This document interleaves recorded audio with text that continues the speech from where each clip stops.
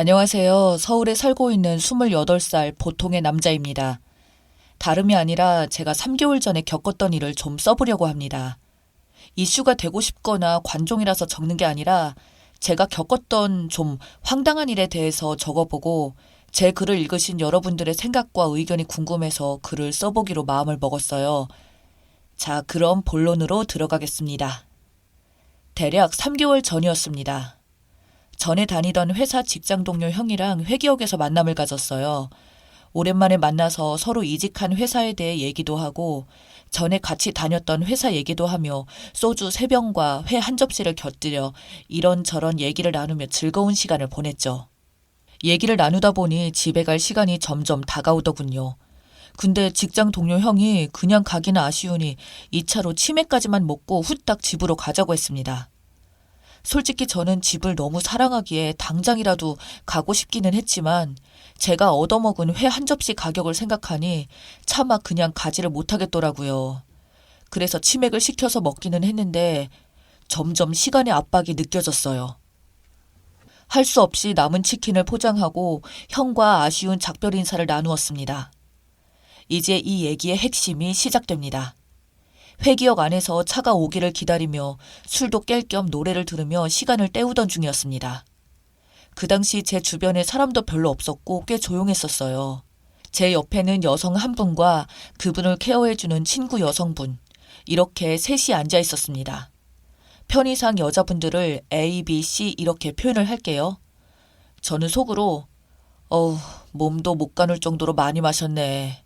옆에 친구분 고생하시겠다. 이렇게 생각하며 차가 오기만을 기다리고 있었죠. 근데 갑자기 생뚱맞게 여성분 B가 저에게 말을 걸더라고요.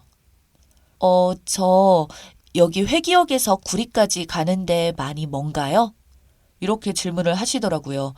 저는 살짝 당황하긴 했지만 저희 집이 7호선 공릉역이라서 공릉역까지 가서 택시 타고 구리까지 가면 얼마 안 걸릴 거라고 얘기를 해줬어요. 저도 솔직히 지리는 잘 모르니까 제가 아는 범위 내에서 말씀을 드린 거였죠. 그 후에 여성분 B랑 이런저런 영양가 없는 얘기들이 오가며 그냥 말동무 해주다가 여성분 B가 많이 취한 여성분 A를 잘 부탁한다며 저에게 갑자기 양보해버리고 가버리시는 거예요. 쫓아가서 뭐 어쩌라는 것이냐고 말이라도 했어야 했는데 너무 당황스러워서 몸이 굳어 멍하게 서 있었습니다. 진짜 말 그대로 당황스러워서 아무것도 못하겠더라고요. 그러는 사이 이미 저는 집으로 달리는 전철 안에 있었고 또 제 옆에는 여성분 A가 계셨습니다. 일단 제가 부축해서 노약 좌석에 앉혔어요. 세상 물정 모르고 푹 주무시고 계시더군요. 여긴 어디, 나는 누구, 아찔해져가는 정신을 붙잡으며 어떻게 해야 하나 머리를 굴려봐도 답이 없더군요. 초면에 실례이기도 했지만 몸도 못 가눌 정도로 저의 어깨에 머리를 기대게 하고 자꾸만 벌리는 다리도 부끄럽지만 제가 오므려 주고는 했어요. 그러면서 머릿속으로는 이런저런 상황을 생각하며 꽤나 복잡하고 정신없이 생각 중이었죠. 그때 여성분 A께서 많지는 않았지만 약간의 속을 우웩하고 개워내시더라고요. 1차 멘붕 상태가 왔습니다. 주변의 시선들도 그리 곱지 않았고 심지어 혀를 끌끌 차시던 할아버지까지 계시더군요. 때마침 여성분 A의 핸드폰을 울리기 시작했습니다. 저는 당장 받았어요. 여성분 A의 또 다른 친구분이었습니다. 그분을 여성분 C라고 하겠습니다. 여성분 A가 걱정이 되는지 전화를 건 모양이었어요. 일단 저는 오해 사지 않게 있었던 상황을 조목조목 설명을 드렸습니다. 하도 세상이 흉하다 보니 이상한 놈으로 몰리지 않을까 싶어서 말이죠. 그랬더니 여성분 C께서 그러면 택시 태워 보내주고 택시 번호를 알려줄 수 있겠냐고 하시더라고요. 당연히 알겠다 말을 하고 보니 아무래도 이 상황이 조금 꺼림칙해서 부모님이나 지인들에게 알려야 되지 않겠냐고 말씀을 드렸더니 그러면 구리역 쪽 맥도날드에 내려주시면 여성분 A의 지인들이 있어서 잘 케어를 해주실 거라고 하셨습니다. 아마 여성분 A가 맥도날드에서 알바를 하셨나 싶더라고요. 뭐 일단 알겠다고 전화를 끊고 상봉역에서 그 여자분과 함께 내렸습니다. 걷지도 못하실 정도로 드셔서 여성분 A를 데리고 가는데 엄청 힘들었습니다. 경춘선 상봉역에서 7호선 상봉역으로 이동하는 시간이 죽을 만큼 힘들더군요. 이렇게 길고 긴 줄 그날 처음 알았습니다. 그 과정에서 표정 관리가 안 된 제가 힘들고 불쌍해 보였는지 지나가던 아저씨가 부축을 도와주셨고 아줌마께서는 여성분의 옷매무새와 토사물을 닦는 것을 도와주셨어요. 정말 감사했습니다. 아직 세상은 따뜻했어요. 하지만 감동도 잠시 다시 여자분과 저는 홀로 남았고 이래저래 끙끙대면서 끌고 와서 우여곡절 끝에 공릉역에 도착을 했습니다. 이제 택시 태워서 보내면 되겠다 싶어서 택시를 붙잡고 있는데 이게 웬걸? 그날따라 택시가 잡히지 않는 것입니다. 일단 여성분이 몸을 기댈 수 있는 벽 쪽으로 모셔두고 열심히 손짓 발짓해가며 그렇게 15분의 시간 끝에 겨우 택시 한 대를 잡았습니다. 근데 막상 여성분을 혼자 태워 보내려니 좀 개운치 않고 찝찝하다는 생각에 그냥 같이 동행해서 맥도날드까지 데려다 주고 간 김에 햄버거라도 사 먹고 쉬다 가야지 뭐 그런 생각을 했습니다. 택시로 이동 중에 택시 아저씨께서 아이고 여자분이 많이 먹었네 라고 웃으시면서 말씀을 하시길래 여자친구 아니라고 말씀을 드렸습니다. 그러자 아이 그럼 뭐야 친구? 친한 친구 사이세요? 라고 물어보시길래 친구도 아니라고 말씀을 드렸습니다. 그냥 초면인 여성분인데 어찌하다 보니 모셔다 드리게 됐다고 말씀을 드렸죠. 아저씨께서 당황스러웠는지 말이 없으시다가 멋쩍은 웃음소리를 내시고는 정적이 흘렀습니다. 그리고 여성분 A의 휴대폰이 울리기 시작했습니다. 발신 표시를 보니까 뭔가 미묘하게 왠지 남자친구일 것 같다는 느낌이 들었습니다. 이름도 정확하게 기억은 나지 않지만 뭔가 웃기고 재미있는 것으로 기억을 합니다. 그래서 일단 최대한 오해 사지 않게 마음의 준비를 하고 전화를 받았습니다. 여보세요. 중후한 남성의 목소리. 설마. 그렇습니다. 그 설마가 맞았어요. 여성분의 아버님이었던 것입니다. 이게 진짜 무슨 경우입니까? 여기서 진짜 제대로 2차 멘붕이 왔습니다. 아버님도 딸의 휴대폰에서 남자 목소리가 들리지 적잖게 당황을 하신 것 같았습니다. 따님이 술을 많이 마셔서 일단 구리로 이동 중이긴 한데 집 주소를 알려달라고 말씀을 드렸어요. 그래서 집 주소를 받아내고 기사님께 맥도날드 말고 그 주소로 가자고 말씀을 드렸어요. 한참을 운전한 끝에 드디어 여성분 A의 아파트 단지 입구에 도착을 하게 됐고 아버님은 이미 입구에서 대기 중인 상태시더라고요. 아버님은 딸이 만취한 상태를 지켜보시더니 택시 문을 직접 열어주고 나오라고 하셨습니다. 여자분 A도 본능적으로 아버지의 목소리를 기억했는지 비틀거리면서 나가더군요. 저도 택시 문을 열고 나왔고 택시기사 아저씨도 덩달아 같이 내렸습니다. 그리고 아버님은 여기까지 온 택시비를 기사님께 지불하시고 다짜고짜 저에게 무슨 관계냐, 어떤 사이냐, 학교 선배냐, 친구 사이냐 등등 여러 가지 질문을 하셨습니다.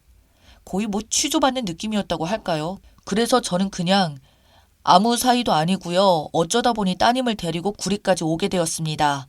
라고 말씀을 드렸어요. 근데 그 상황에서 입을 잘못 놀렸다가는 더 큰일이 나지 않을까 싶어서 그냥 있는 그대로 솔직하게 말씀을 드렸어요. 그랬더니 아버님은 여성분 A의 휴대폰을 바닥에 내동댕이 치시고 따귀를 올리시더라고요. 3차 멘붕이 왔습니다. 너무 솔직하게 말했나? 아니면 좀 더 머리를 굴렸어야 했나? 별의별 생각이 다 들더군요. 이미 새벽을 넘긴 시간이긴 했지만 새벽부터 산책을 나오신 몇몇 분들이 그 광경을 지켜보고 만 것이죠. 여튼 상황이 그렇게 흘러가서 정리가 되고 아버님은 따님을 데리고 그냥 유유히 사라지셨습니다. 저랑 기사님은 벙쪄서 사라지는 모녀를 바라보고 시야에서 사라질 때까지 둘 다 멍하니 있었어요. 집으로 돌아오는 길에 아저씨께서 그 사람 참 야속하네. 고생한 청년한테 고맙다는 인사도 한마디도 없냐. 하시면서 욱하는 모습을 보이셨습니다. 생판 모르는 남자가 만취한 여자를 데리고 집 앞까지 데려다 줬는데 아무 얘기 없이 그냥 들어가 버리냐고요. 혀를 끌끌 차면서 투덜거리고 운전을 하시더군요. 뭐 상황이 상황이다 보니 경황이 없어서 그러실 수도 있을 거다라는 식으로 저는 아저씨를 다독였습니다. 근데 이제 와서 생각해보니 기사 아저씨의 말이 100번 옳다는 느낌이 들더군요. 제가 센 척을 한 거였습니다.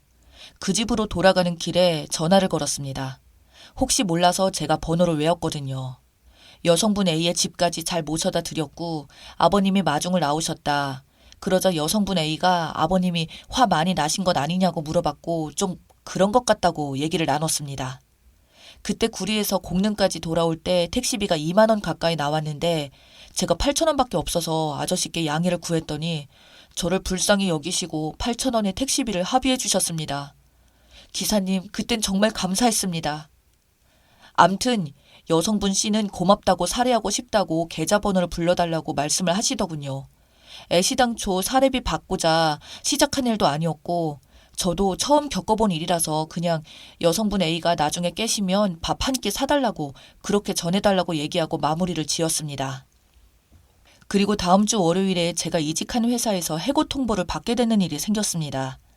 새로 이직한 회사와 의견 조율이 안 될 뿐더러 회사에서 요구하는 고퀄리티를 소화하지 못하고 그렇게 있는 상태라서 짧으면 한 달, 길면 3달이겠지 싶었는데 한 달 만에 자르더라고요. 물론 여성분 A와는 절대 무관한 일이니 오해 없으시길 바랍니다. 졸지에 백수가 돼서 다음날 화요일 집에서 게임을 하며 취업 사이트를 뒤적거리고 있던 중에 문자 한 통이 오더라고요. 여성분 A의 문자였습니다. 저번 주 금요일에 있었던 일에 대해서 죄송하다며 사례를 하고 싶다고 말씀하시길래 그냥 밥 한 끼 사주세요 라고 문자를 보냈고 여성분 A가 언제쯤이 좋겠냐고 말씀을 하시길래 문득 드는 생각에 제가 백수라서 시간이 널널하고 아직 여성분 A는 학생인 것 같다는 생각에 오히려 여성분 A의 시간을 맞출 테니 언제쯤이 좋으세요 라고 단문을 보냈죠. 그러고 나서 연락을 기다려봤지만 연락은 오지 않았어요. 어찌나 허무하고 허망하던지 그럴 거면 문자나 보내지 말던지 괜히 설레게 해놓고 이렇게 연락 두절하시면 창피하고 부끄러우니 그럴 수 있겠다라는 생각이 들기도 했는데 만약 제가 그런 입장이었다면 어떻게든 안면 몰수하고 밥 한 끼 정도는 어떻게든 사드리지 않았을까라는 생각이 들더군요. 물론 지극히 제 주관적인 입장이긴 합니다. 그렇게 3개월이 흘러서 지금까지 아무 일도 없이 무탈하게 잘 지내고 있어요.